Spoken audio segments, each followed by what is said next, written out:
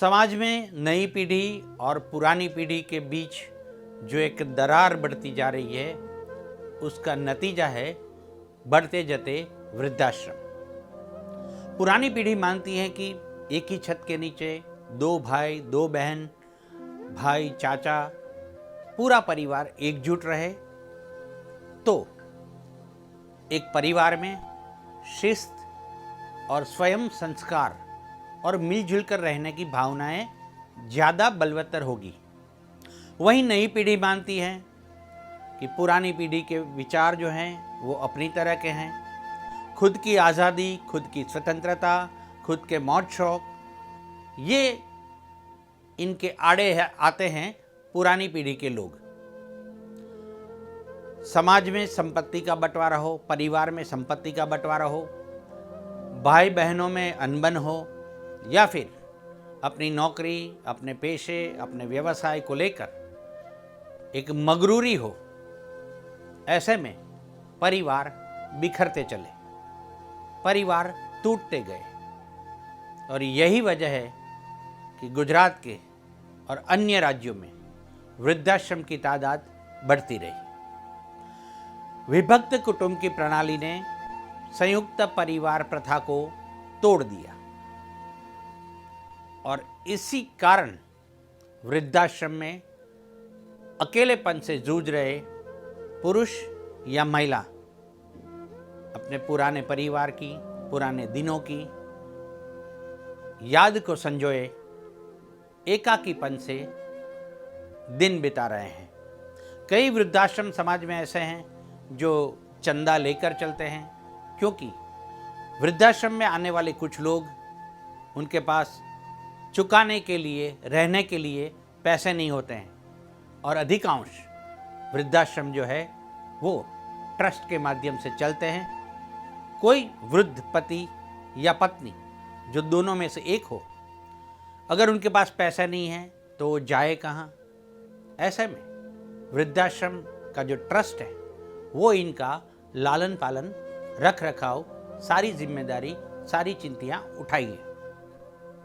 हम आपको बता दें कि किसी ने अपनी पत्नी खोई है, किसी ने अपना पति खोया है। ऐसे महिला व पुरुष वृद्धाश्रम में एक ही परिवार की तरह रह रहे हैं और अपने अपने खुद के परिवारों का गम बुलाते हैं। दिव्य भारत न्यूज़ की यह मुहिम है कि ऐसे संवेदनशील मुद्दों को समाज में जागरूकता फैलाने के माध्यम से इसको बार बार लगातार दिखाते रहेंगे।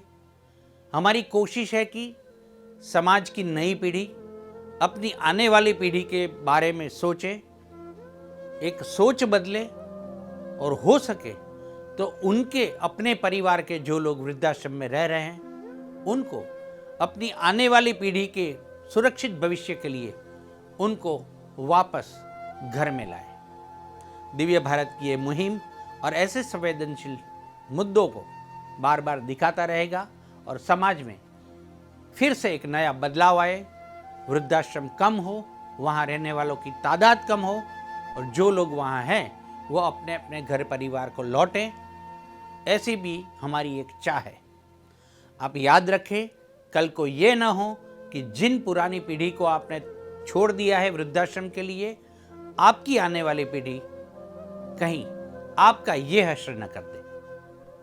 यही मुहिम के साथ दिव्य भारत एक संवेदनशील मुद्दों को आपको दिखाता रहेगा। देखें हमारी मुहिम की ये पहली रिपोर्ट।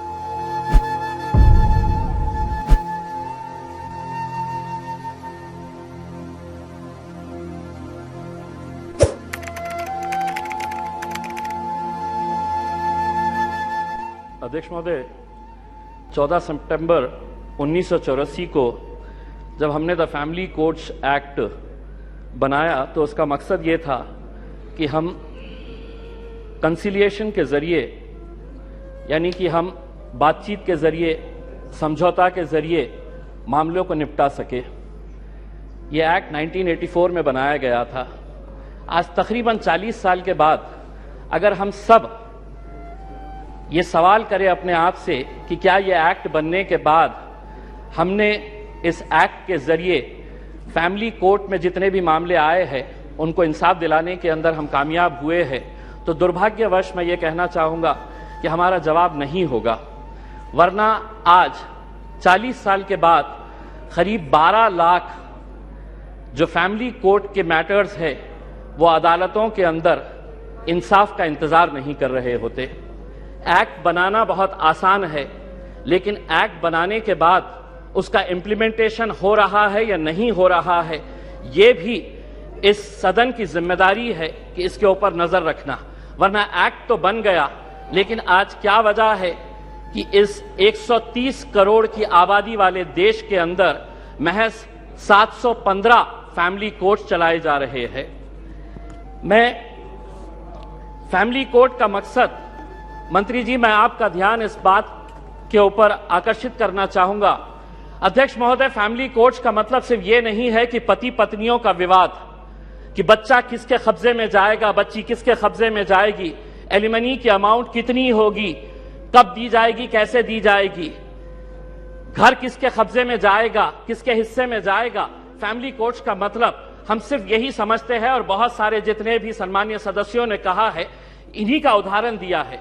मैं मंत्री जी आपसे हाथ जोड़कर विनती करना चाहूंगा, हम एक ऐसे समाज के अंदर रहते हैं जहां एक नई संस्कृति को हम देख रहे हैं कि हमारे बूढ़े माँ बाप जिन्होंने हमें पाल पोस कर बड़ा किया है, जब वो बूढ़े हो जा रहे हैं तो इस देश के अंदर बहुत सारे ओल्ड एज होम्स खोले जा रहे हैं, वृद्ध आश्रम खोले जा रहे हैं। क्या इनके लिए कोई कानून है कि जिन माँ बाप ने अपने बच्चों को पाल पोस कर बड़ा किया है, जब वो बूढ़े हो गए, बच्चे की शादी हो गई, तो बहू को माँ बाप पसंद नहीं आ रहे, अपने सास ससुर पसंद नहीं आ रहे, बेटा अपने माँ बाप को बोझ समझ रहा है, और एक दिन दोनों बेटा बहू अपने बूढ़े माँ बाप को उठाते हैं, ले जाते हैं, और जिस तरह घर का कचरा उठाकर हम बाहर फेंक देते हैं, तो हम उन्हें ओल्ड एज होम में ले जाकर छोड़ दे रहे हैं। मैं तमाम सदस्यों से हाथ जोड़कर विनती करना चाहूंगा, मैं भी दिवाली के वक्त औरंगाबाद के मेरे चुनावी क्षेत्र के वो एक ओल्ड एज होम में गया था।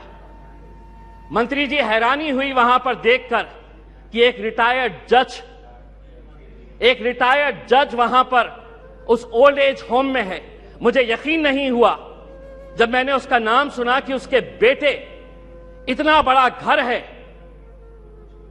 ऐसा नहीं है कि बहुत गरीब है कि अब मां बाप को पाल नहीं सकते हैं, लेकिन एक रिटायर्ड जज भी उस ओल्ड एज होम में जब हमने देखे तो तब समझ में आया कि ये समाज कहां जा रहा है करके। तो ऐसे लोगों के लिए क्या कानून होना चाहिए? फैमिली कोर्ट के जरिए पति पत्नियों का विवाद तो जो है ये जिंदगी भर चलता रहेगा, इन्हें भी इंसाफ मिलना चाहिए, लेकिन वो बूढ़े माँ बाप कहां जाएंगे? फैमिली कोर्ट के अंदर कुछ ऐसा सेक्शन लाया जाए कि जो बेटा अपने माँ बाप को कूड़ादान समझकर, कचरा समझकर ओल्ड एज होम में डाल रहा है, उसे अखबार के अंदर एक नोटिफिकेशन अपनी तस्वीर के साथ, अपनी फोटोग्राफ के साथ उस अखबार में उसे यह नोटिफिकेशन देना होगा कि मैं अपने मां बाप को ओल्ड एज होम में डाल रहा हूं। ऐसे बच्चों को समाज के सामने हमें खड़ा करने की जरूरत है। लाइए कानून, वरना वो बूढ़े मां बाप जो रोकने के अलावा कुछ नहीं कर सकते हैं, क्योंकि कोई कानून नहीं है, उनका कसूर सिर्फ इतना है कि उन्होंने अपने बच्चों को पाला पोसा बड़ा किया। पूना में किसी ओल्ड एज होम के अंदर जाइए, ज्यादातर वो परिवार के बूढ़े माँ बाप मिलेंगे कि जिनके बच्चे इंजीनियर हो गए, इंजीनियर होने के बाद वो यूएस में पैसा कमाने के लिए गए, पैसा कमा रहे हैं, लेकिन माँ बाप के लिए एक कमरे का घर नहीं है तो ओल्ड एज होम में लेकर जाकर छोड़े। ये एक संस्कृति हम डेवलप कर रहे हैं। फैमिली कोर्ट्स के जरिए मैं मंत्री जी आपसे यह अनुरोध करना चाहूंगा कि आप कुछ ऐसा कानून इन लोगों के लिए भी लेकर आइए जो बच्चे अपने माँ बाप को आज यहां पर ले जाकर छोड़ रहे हैं।